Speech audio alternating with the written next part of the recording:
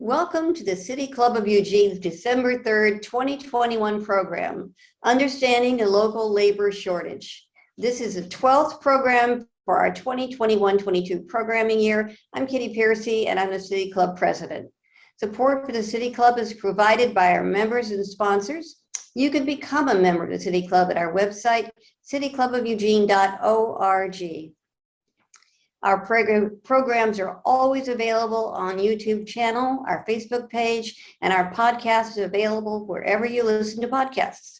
Programs are broadcast on public radio station KLCC 89.7 on Mondays at 7.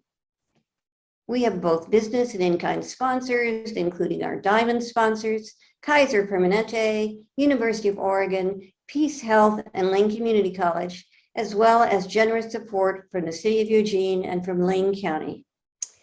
In today's program, we welcome the speakers, Henry Fields, Lane and Douglas County Workforce Analyst and Economist, OED, Christina Payne, Executive Director, Lane Workforce Partnership, Leonard Scara, Labor Representative, Teamster Local 206. Biographical information on our speakers is available on our website, cityclubofeugene.org. I would like to thank Barry Layton for coordinating today's program. Understanding the local labor shortage is a hot topic today. Help wanted signs seem to be permanently affixed to the doors of local establishments. The nightly news headlines focus on the acute lack of skilled workers for good paying jobs in the region. Hospitals offer top dollar to tempt traveling medical workers to relocate temporarily and beef up woefully short-staffed wards and specialty departments. Apprenticeships and concentrated short-term training programs are ramping up to prepare workers to fill vacancies. As the constraints of the pandemic tentatively ease, it suddenly seems there are not enough workers to fill the slots emptied by the shutdowns almost 20 months ago. What's going on? When we were sheltering at home, did job slots somehow multiply? In this program, 3 experts will reflect on some of the factors that affect the overall employment picture. Henry Fields will review the numbers to show how demographics and shifting economic conditions have changed the employment scene. Christina Payne will describe how well current workforce assets match the industry needs and where training is making a difference. She will elaborate on the concept of the true cost of living, and Leonard Scara will explain some of the reasons workers may not be eager to return and what might need to be changed to make workplaces more functional. Our format today includes a question and answer period with City Club members and non-members alike via Zoom. All right, well, good afternoon, everybody. Thank you so much for being here. Thank you for those introductions. My name is Henry Fields. I am the Lane County and Douglas County Workforce Analyst for the Employment Department's Research Division, which means that I provide data on our local economy and trends that we're seeing. So this topic is very near and dear to what I do every single day. The labor shortage, as people are phrasing it, is a live reality in how we exist in the world economically and otherwise. So I'm very excited today to talk a little bit about kind of what brought us here, where we are at this moment, and what sort of things the future might hold. So first of all, I can't remember a time in the 5 years that I've done this job that more people have been reaching out to me for answers about the economy. And I think that the only explanation for that is that there's a new appreciation for how workforce issues affect us all, and not only who counts as an essential worker, but also that staffing issues affect how we exist economically. The delays or shortages that we see are more visible to us than ever. The direct relationship with what workforces, what issues in the workforce we're seeing. So it's important to remember, just setting the table here, that the 2020 recession is so different from the last recession in everybody's memory, and that explains a lot about where we are today. So we're 20 months from our job peak of February of 2020. And we're still down in Lane County about 5% of our jobs. That's quite a few, but it's significantly improved from May of 2020, where we were down 15% of jobs, basically overnight. So by contrast, the Great Recession in 2008, at this point in the Great Recession, we were down 11% of jobs. So It also didn't find the bottom of that Great Recession for another year from where we are right now. We were still losing jobs effectively at this time.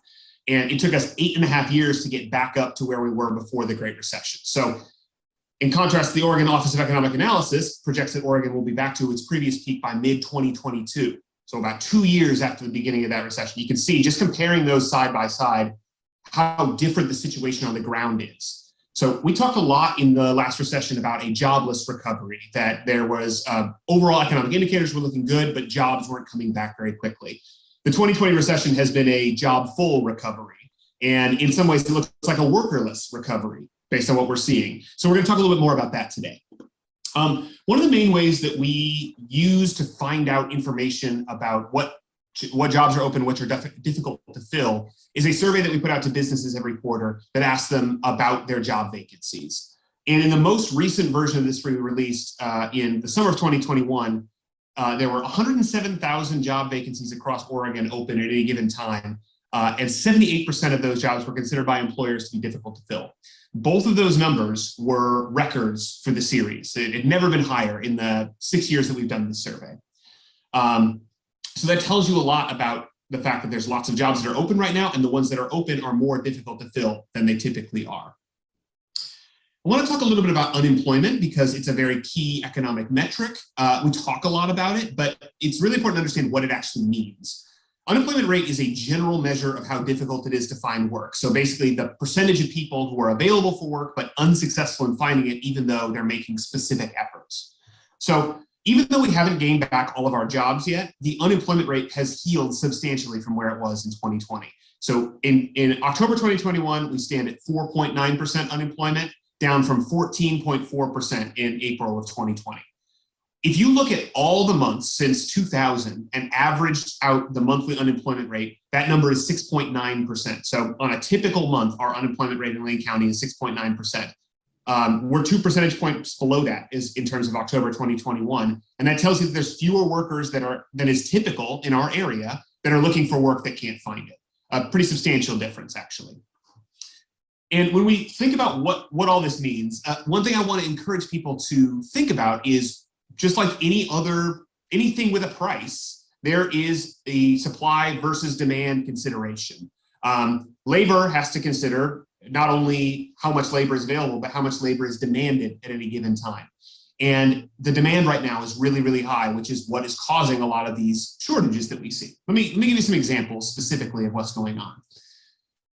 The current issue across the US is a kind of everybody hiring all at once effect. Okay, as businesses are coming back online from being shut down, as people are struggling to meet pent-up demand from people not being able to spend their money in the way that they wanted to go to a hotel or go to a restaurant, for example, businesses are all trying to hire at the same time, bring new and rehired workers on all at the same time. So the job openings rate in the US is 7%, which means 7% of jobs are open of the total. That's a record in the last 20 years. It typically bounces between 2 and 4%. Really, there's just a lot of demand happening that drives some of these shortages, these gaps that we're seeing.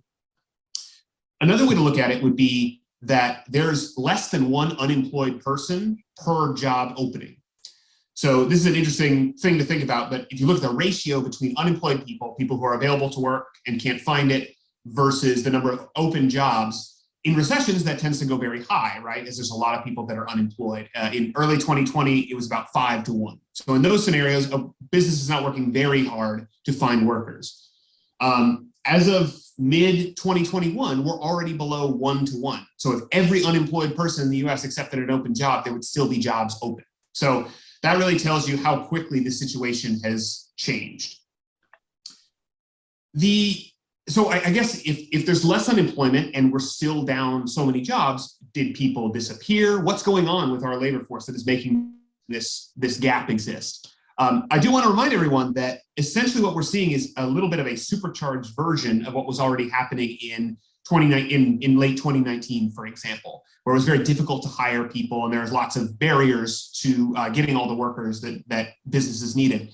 And essentially the pandemic created some new issues as well as accelerated some existing trends. So the basic idea I want to emphasize with the remainder of my time is that there's a lot of things stacked on top of each other. And it's very difficult to say that just one thing causes this gap that we are seeing. So just as one example, somewhere near 2 million more people than were expected retired near the start of the pandemic.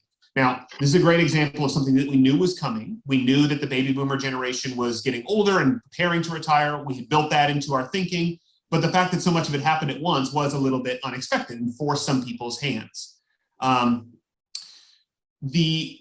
For another example would be immigration. So immigration cratered in 2020 and 2021. And even if that comes back to the levels that it was previously in 2022, for example, there's still those gaps left in the years where people weren't moving here. The immigrants who would have moved here but for COVID, for example, as another example of where a gap in our workforce might come from. Another really interesting one that comes up a lot these days is that more people are actually entering self-employment. More people are starting their own business. The rate of business startups is higher than it's been in at least 15 years, which is kind of shocking when you think about how recently we were in a recession.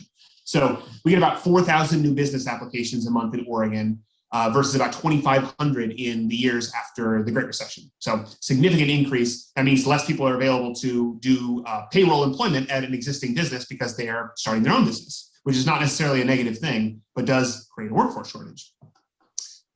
And then finally, and this is one that has made a lot of headlines. We've heard a lot of things about the Great Resignation, the overall rate of quits being up. That is definitely something that's happening across the US and across industries. People are quitting their jobs at record rates.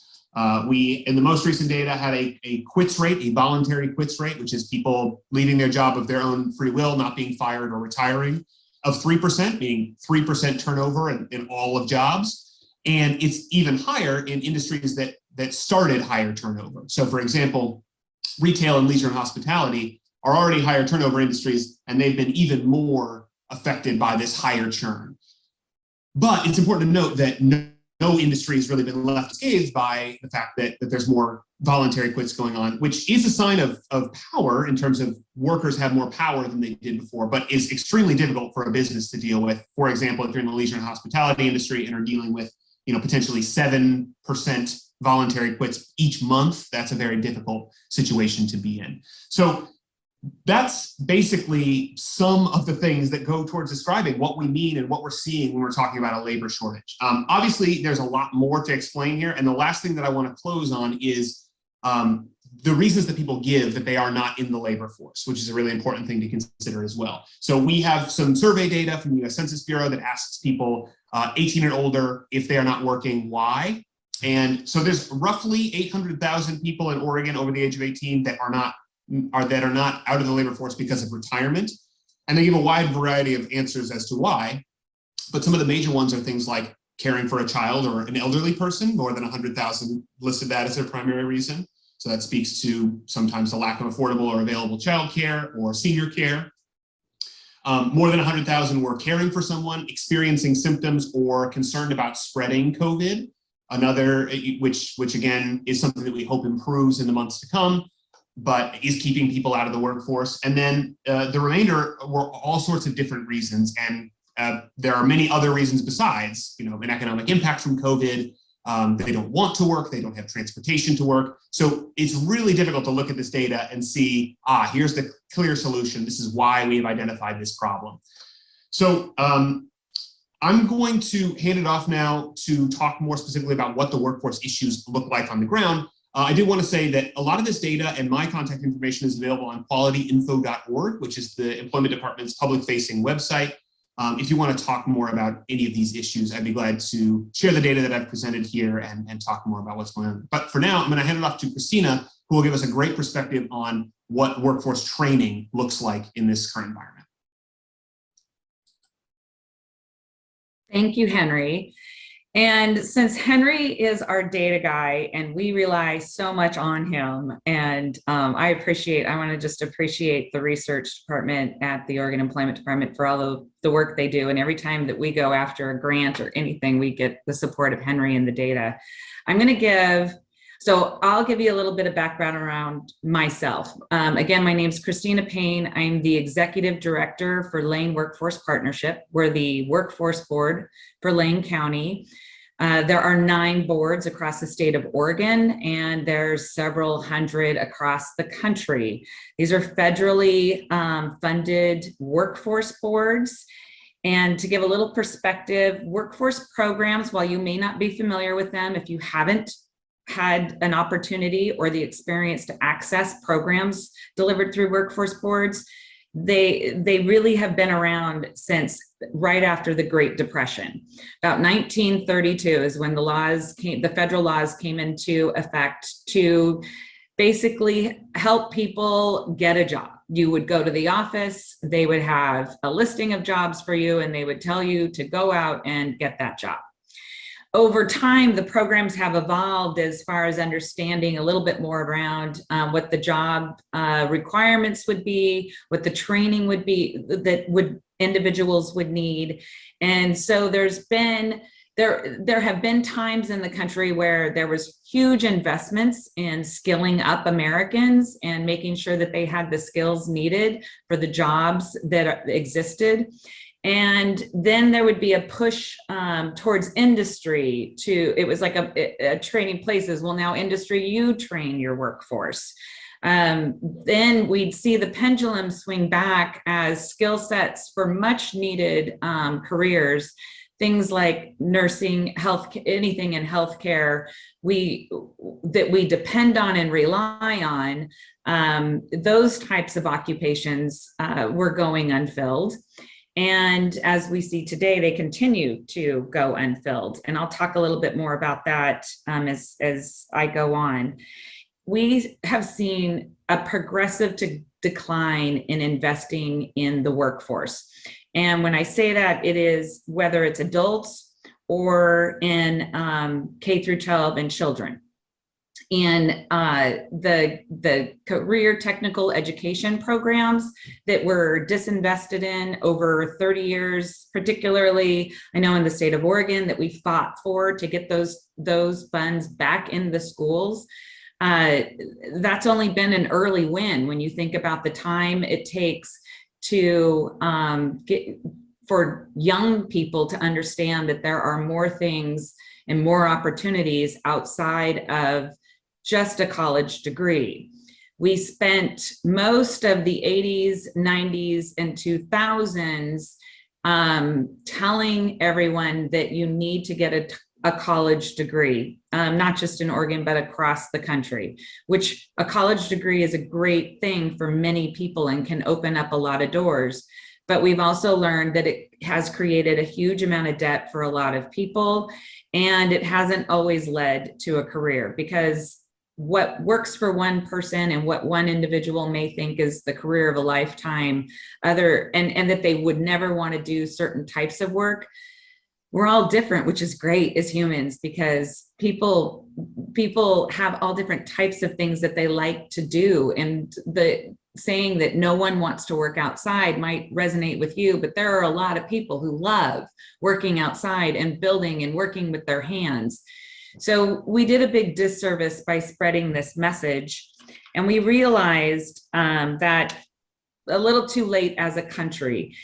Going into the pandemic, I do want to talk about, before I talk about some of the specifics, the types of struggles that we were facing. I've been in workforce development for 22 years. I've been the executive director for 8. And the United Way, the national office, did what's called an ALICE study, which stands for Asset Limited, Income Constrained, and Employed. And what's amazing about the report that they did, and you can Google it, pull up this report, you can get it for Lane County. If you're outside of Lane County, you can get it for any county in Oregon, you can get it for any county across the country. But what this did was basically updated the household budget from a 1950s model to a reality model of 2016, when the last one that they've been able to publish. And what it demonstrated was a single adult, no children, needed to make $11 an hour in order to be above a poverty threshold that meant that they could survive beyond paycheck to paycheck.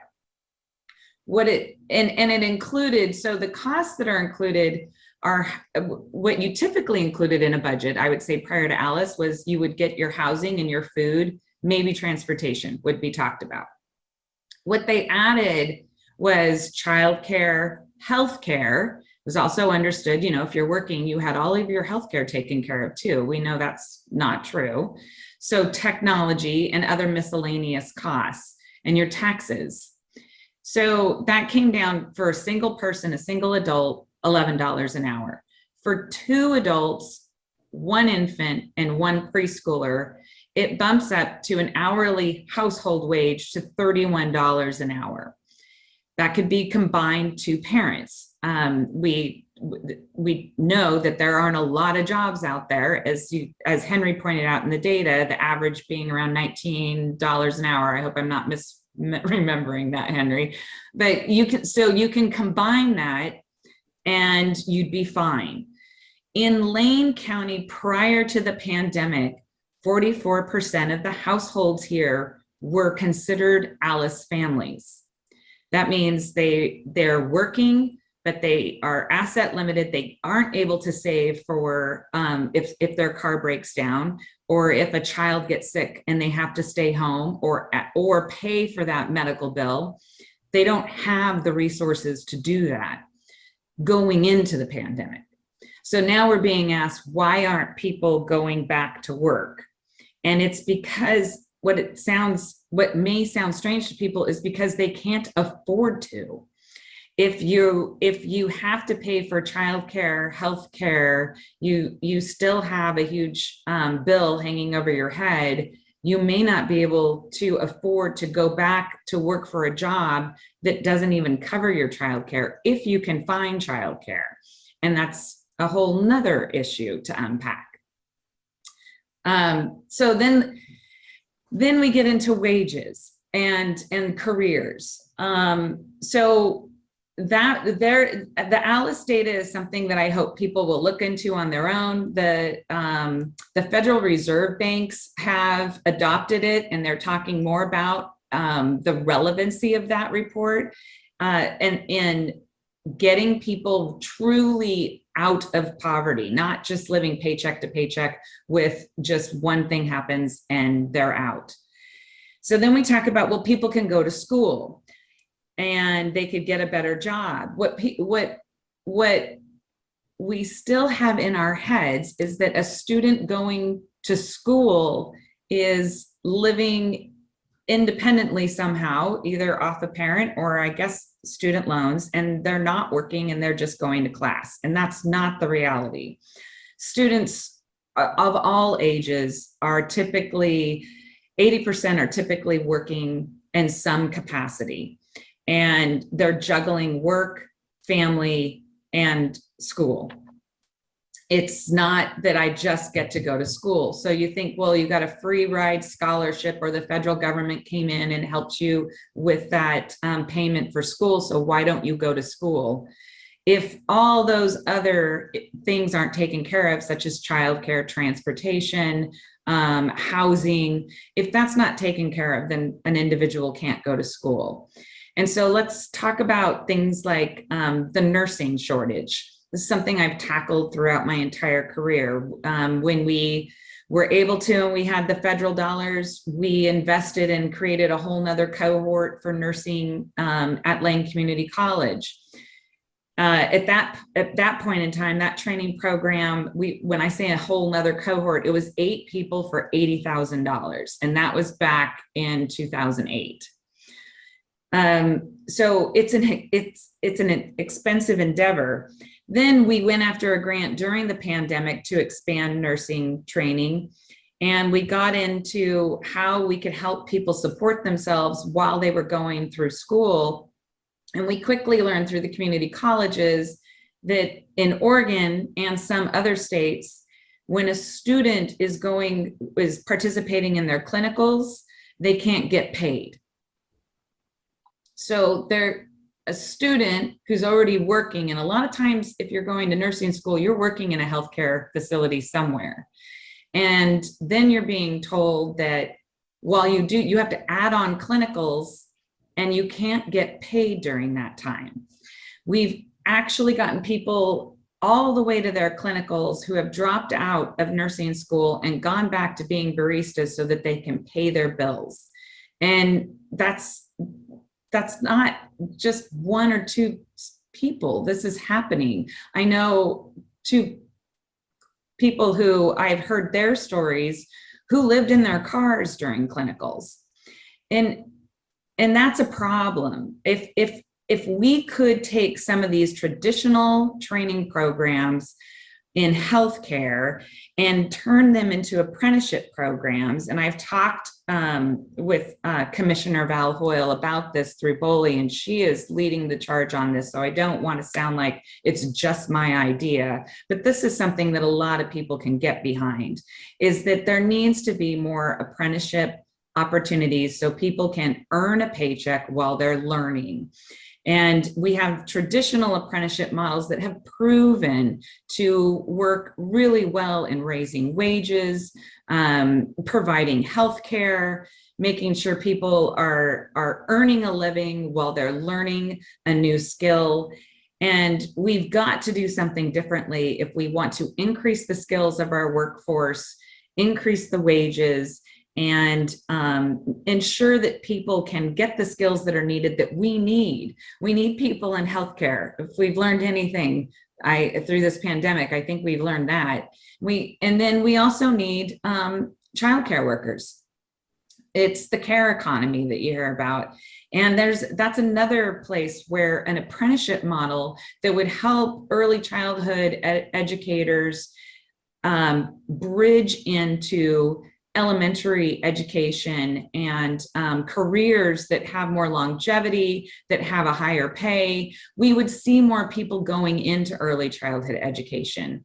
Instead, besides spending decades telling everyone to go to college, we also spent decades in the workforce programs, coaching women to go into what's considered non-traditional careers in order for them to support their families. So we coached women to leave care jobs, to leave the cares field, whether it be childcare or healthcare, in order to have a job where they could pay their bills and support their families. So to get into, when I say non-traditional, the apprenticeship programs that were set up, so around electrical, carpentry, and road maintenance, road crews, work that traditionally wasn't done by women. And we paved the way, and we really, as women, and we said, we can do this work too, and certainly we can. But what that did was eliminate work that is meaningful and is needed. Eliminate not the workforce, that is needed, because we didn't value it.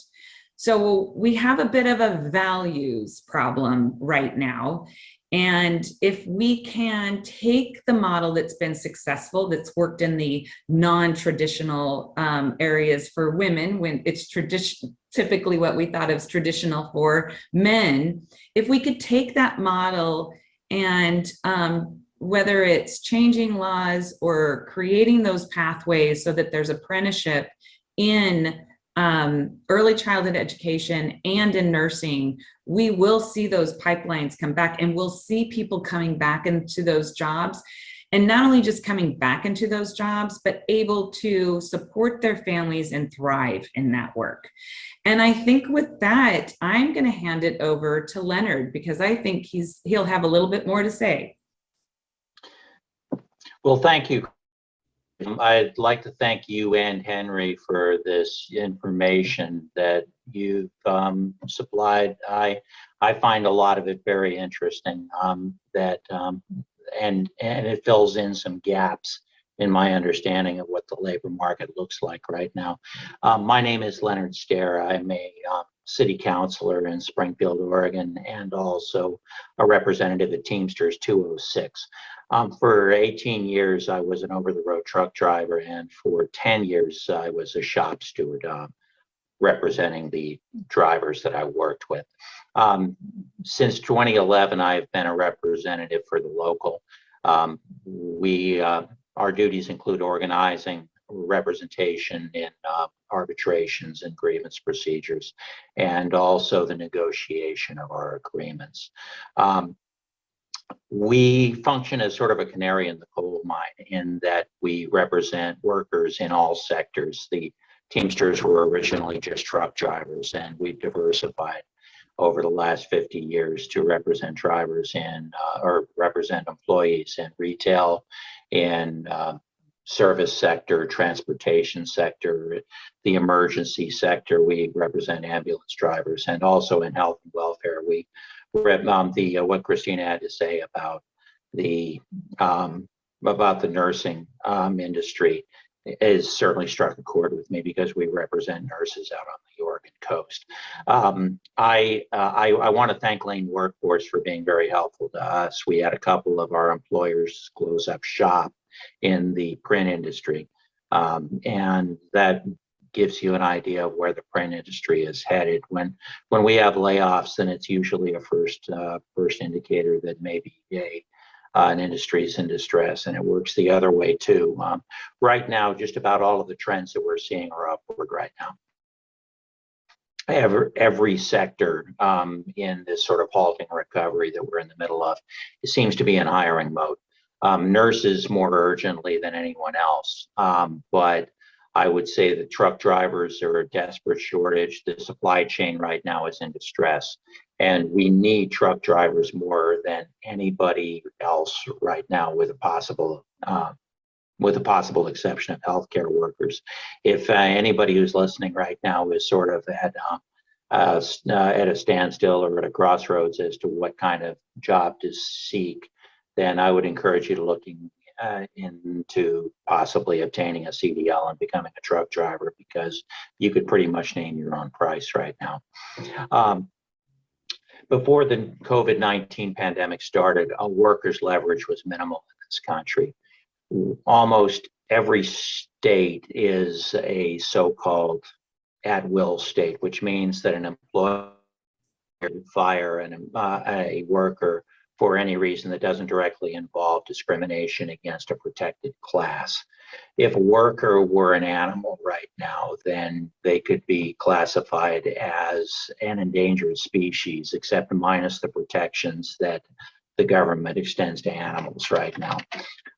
When the pandemic hit, the non-essential employees had it relatively easy. They could sit at home and they could collect a federal subsidy, which gave them some time to some time and space to think, and they made maximum use of that opportunity.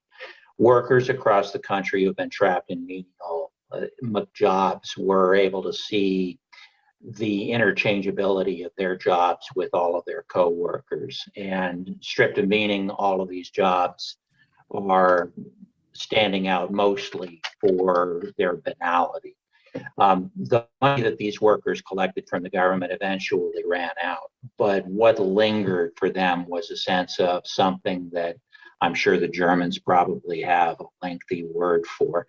It's a sense of longing for options that they had not up until now been told about, and that they might, and opportunities and options that might not even now exist. They're starting to think outside the box, which I think might account for some of the creation of new businesses that Henry was talking about. The fundamental failure of a worker in this country, if there is one, is a failure of the imagination. With time to reflect, time and space to reflect, the non-essential workers became like Herman Melville's Bartleby the Scrivener, who, when he was confronted with one more drudgery and one more meaningless task, finally said, "I would prefer not to." In America, when we assess somebody who we've just met, we ask, "What do you do for a living?" In Europe, the question tends to be, "What do you love to do?"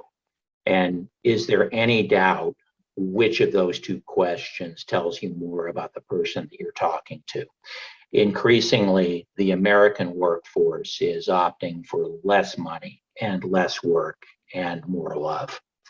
I think for the essential worker, of course, things are much harder right now.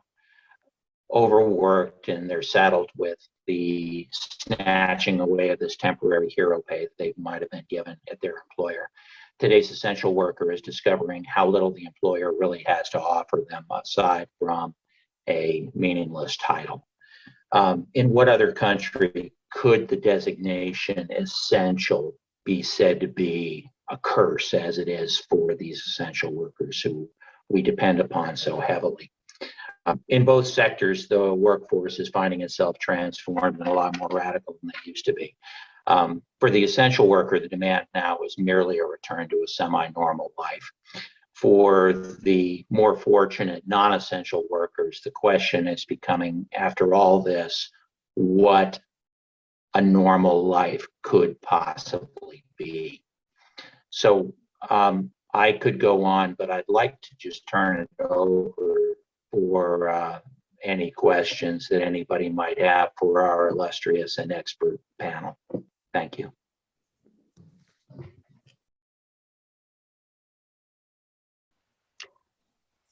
So this is Mary Layton. I'm the coordinator of this program, and I arrived with a question which is a little bit less sublime but not quite ridiculous. I have been noticing, and partly because I am hosting a traveling medical person, and I can't figure out how it could pencil out for a hospital to be paying $4,000 or $5,000 or $7,000 a week to someone who comes in from another state to take a job, and how that could be why isn't it cheaper just to have somebody local? And I hear Christina's conversation. I'm very interested in why we can't, as a state, step up and make the training available to people. But I'm interested. I thought this might be a Henry question, but anybody that has an answer, I'm curious. How can it pencil out to hire travelers for so much money? Sure. I'll take the first shot at that, and then pass it off to Leonard. And Christina, I'm sure, have other things to say. This is Henry Fields from the Employment Department. Travelers, and as they're called, or travel nurses, other medical professionals, is one of the most interesting economic, economic data points that we have for these type of in-demand jobs, because healthcare, relatively speaking, is growing very quickly. Demand for healthcare jobs is growing. So what we are seeing in the current moment, as far as I understand it, is, again, long-term trends building up and then short-term change of directions affecting who's on the ground. So for example, for a long time, people in rural areas, people in specific specialties like labor and delivery, emergency departments have been relying a lot on travelers. And that is because those positions are hard to recruit for, hard to fill, and have been for a long time. A fundamental underlying question of that is, why are those types of positions so difficult to fill? That's something that is not necessarily well met in the long term by travelers who are, by definition, short-term contracts. But that's something that has been used and is an important tool in the tool belt. And then you add in the fact that COVID has created a situation where there are regional hotspots where they need more workers. And those are also a source of demand for travel workers. So to me, I think this is a really interesting thing. You actually see similar things replicated in other fields as well. These kind of like emergency measures that are now becoming a creative stopgap solution that trends into the semi-permanent. The issues are, one, and I'm sure Leonard has a lot to say about this, if you get to the point where there's friction created with the permanent workers, there's an obvious problem there.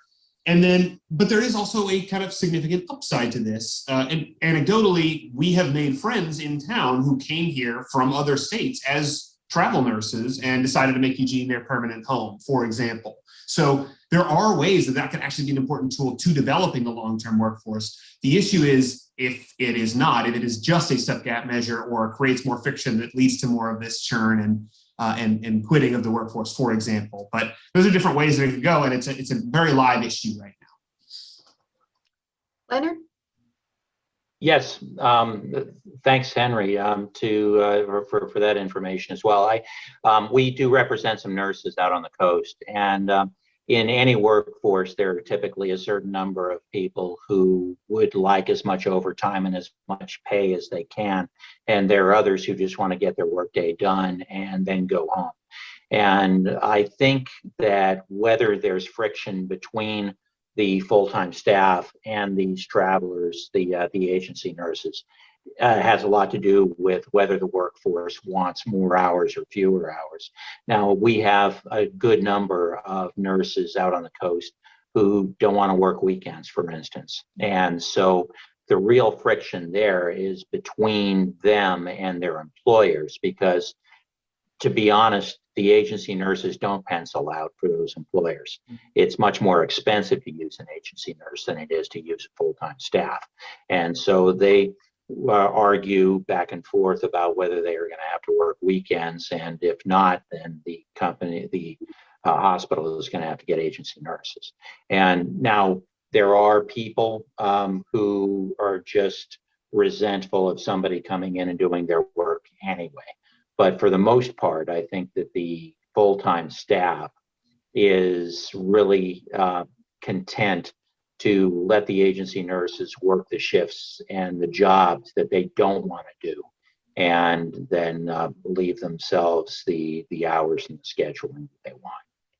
Christina, you raised this topic before, but just to finish it up, what does the state need to do to make it possible to train people who would like to be nurses? I mean, what is the next step? Who do we need to lobby?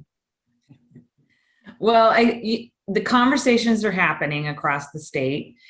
I know Commissioner Val Hoyle is looking at all the options for apprenticeship.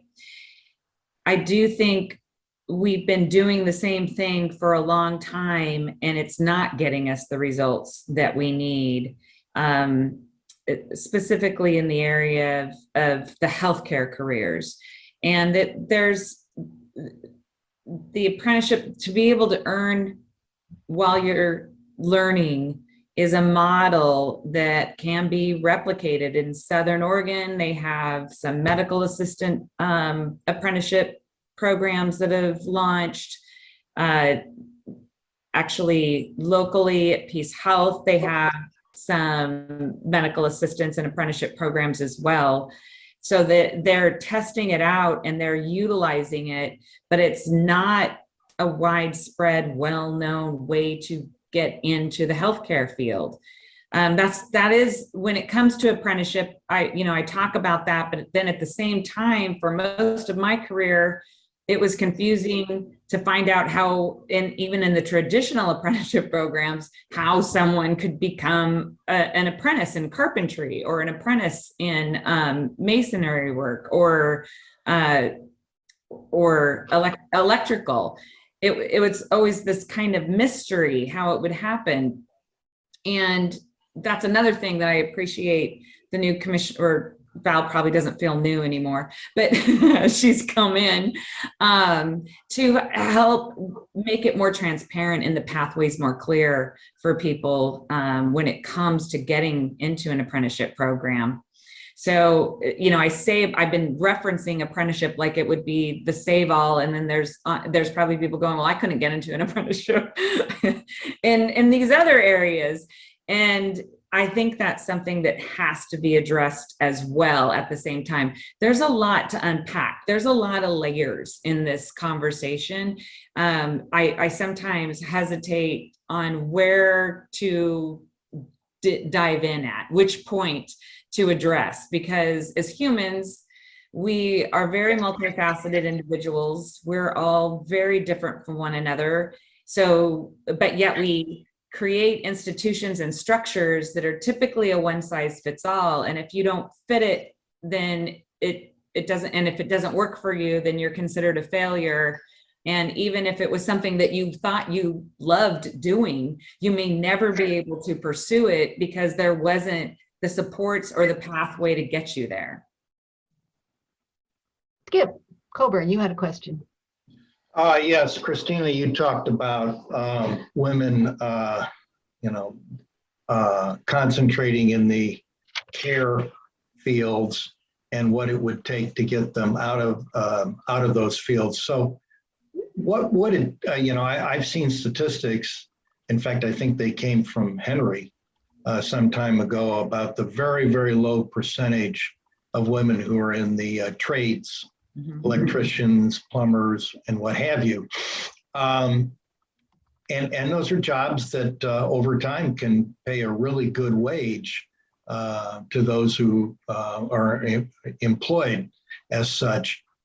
What is it going to take to get women to move into the trades? Is this a matter of combating discrimination, trying to break down the walls of the good old boy network, or what do you think it'll take, and who takes that responsibility? Is it the state, the feds? I think we've done the work. I'm echoing. Sorry. I think a lot of work's been done, and there's continuing work to be done to break down barriers as far as traditional male careers, and that women can pursue those careers. What happens in the workplace isn't always as welcoming. We do need to work on how we welcome people into those careers. My real point, it is interesting, my real point is the disparity in wages between traditional male work and traditional female work. No one has ever come to me and said, what is it going to take to get more men caring for children and becoming preschool teachers? What's it going to take? No one would ever say that. Is if you're a man and you want to make a living, you know what you really got to get into? Teaching. We have a values issue. We've said that certain work, and I've said this is one of my lines, we are willing to pay someone 2 to 3 times more to hold a shovel at the side of the road than we will pay someone to hold a baby. And the greatest brain development for humans is between the age of 0 to 5. And that is our future workforce. Those are our future citizens. And we don't seem to understand that if we just leave them anywhere with anyone, and we don't begin that brain development and that education at a young age and continue in care, if we just say anybody can do this job, and women are good at it and they like to do it anyway, so why would we pay them? Conversely, if there's a bridge project, I know we don't say, you guys like working outside and you love getting out there, and maybe you could find a few of your friends to volunteer and help. And make sure you buy your own equipment, put up your own safety signs, and don't worry, I'll wave when I go by. And we'll honor you at the end of the year with the Bridge Builder of the Year award. Not more money, but you'll get an award. So I'm kind of curious about this issue of meaning, which we got talking about a little bit in the break. I'm retired, which means I can work all day, every day, only doing exactly what I want. Most of the time, what I'm doing is not what I'm trained to do professionally. I mean, I spent the morning washing pots and making sandwiches and doing stuff like that. And when I don't get to do that on Tuesday mornings, I miss it. It isn't the work. It's the participation in a team doing something which I am able to do reasonably well. Actually, I'm the team leader. But it turns out my team all knows how to do it, so they don't need a whole lot of leadership from me. So what can we do to help people, bring to work situations some sense of how can we create work situations in which people get that even though when all I'm doing is moving one widget from one place to another, that this widget moving is part of a grander scheme that is it's worth doing, and the people I'm doing it with are grand. And then when I go home, I can do my garage band or paint or do music or whatever. What can we do? Maybe Leonard?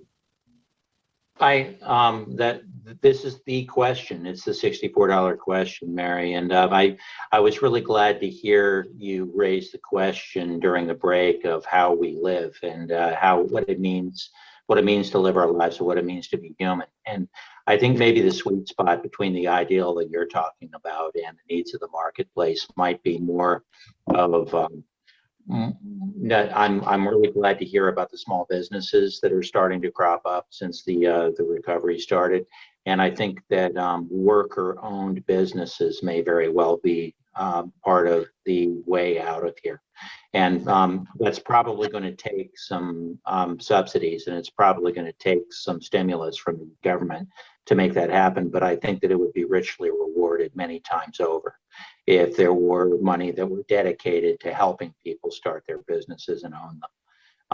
That would be, it's not going to be the silver bullet that's going to solve all of our problems, but I think it might start us on that direction. Yeah, Lane Workforce Partnership is for at least, well, my tenure, so 8 years now, been investing in entrepreneurial training through, it was Fertilab, the ID8 program, and then Rain Eugene, along with the University of Oregon, partnered up, and now Onward Eugene has taken over that role of the entrepreneurial training.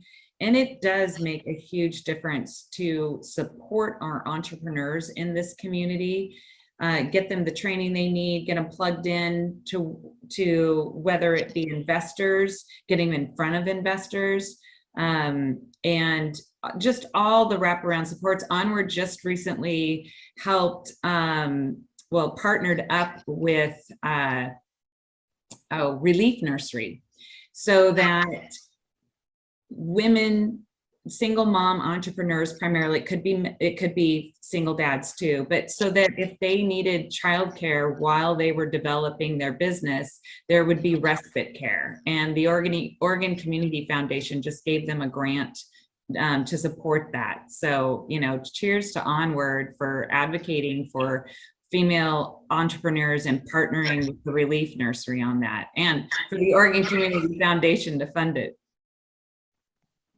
Kitty, did you have a question? Yeah, I really appreciate the conversation you had, and earlier you were talking about childcare. And early on, I used to be on the Child Care Commission for years and years, and it was in the employment department at that time. And I thought that was so key because it was really thought of, it was put there so it wouldn't compete with human service issues, and also that it would be thought as a component of a healthy workforce, that you have a good place for kids to be when their parents are at work.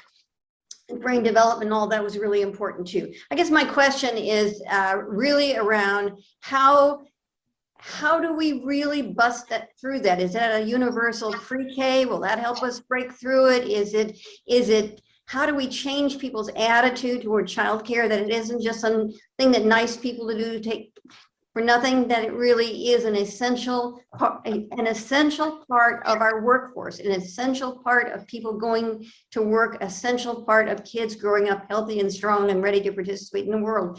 I just think we have to change so dramatically how we talk about that as a part of our educational system and our preparation for life and our work life. I just would really like you all, if you have any ideas that are different, because we always go back to the same place and talk around it, but I don't see the action there.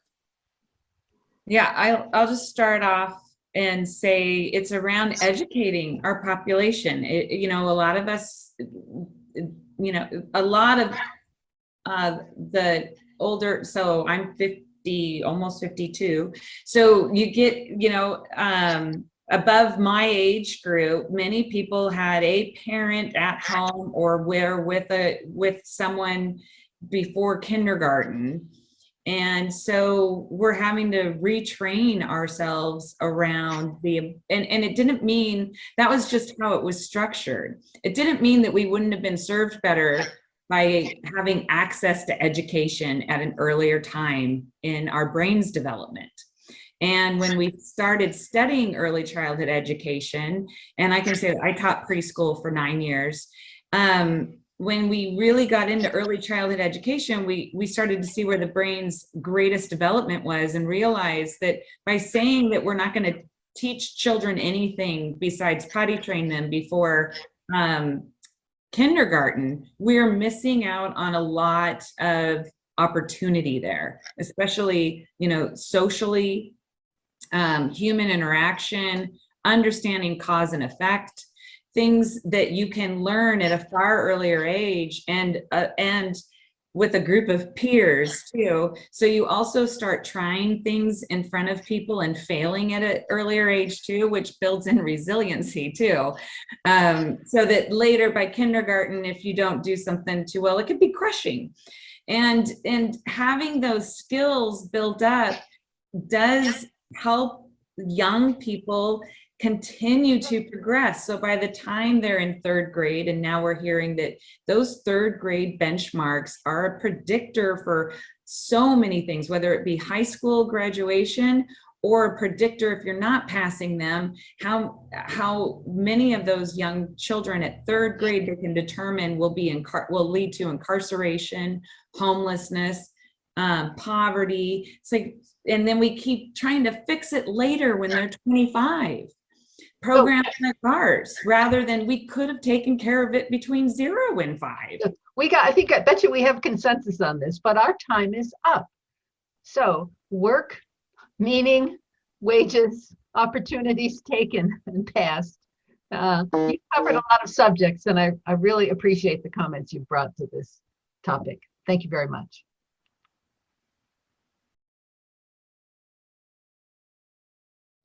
This has been our December 3rd, 2021 program, Understanding the Local Labor Shortage. Before we proceed, I'd like to recognize our diamond sponsors. First up, Kaiser Permanente exists to provide high-quality, affordable healthcare services and to improve the health of our members and the communities we serve. More information at www.kp.org.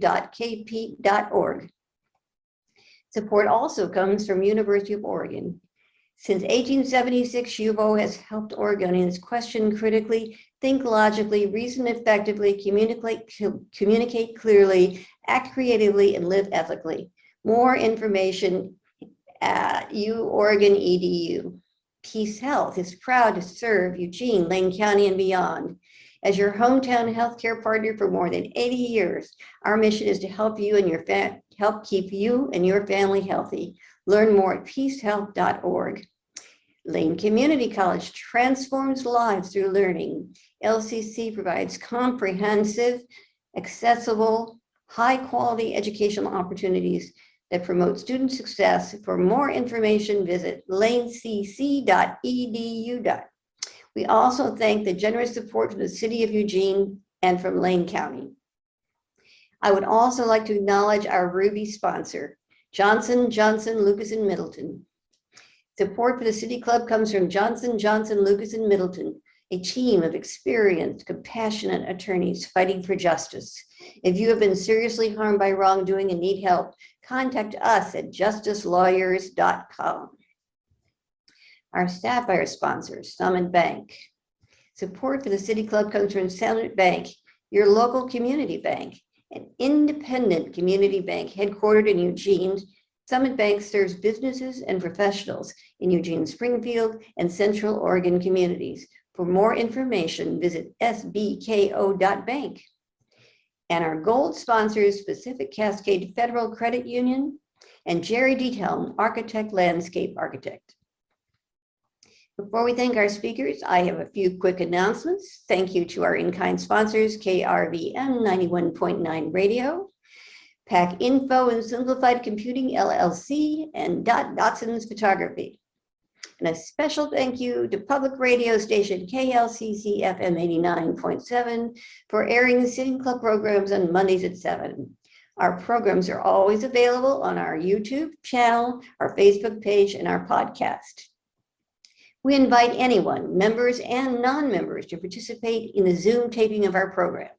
If you would like to take part and/or ask a question during a recording, please visit our website. Note that sessions are scheduled at the convenience of the speakers, and times vary. More information is on our website at cityclubofeugene.org. Next week, we will look at Measure 11 mandatory sentences with our guest State Senator Floyd Prozanski, Layton County District Attorney Patty Perlew, along with a first question by Oregon Supreme Court Justice David Brewer. Please join us again on December 10th. More details and information about future programs can be found online at the City Club's website, cityclubofeugene.org. Now I want to thank our speakers for a great program. Thank you, Henry Fields, Christina Payne, and Leonard Scara. This concludes today's program. Have a great day. Have a great week. Be well and safe.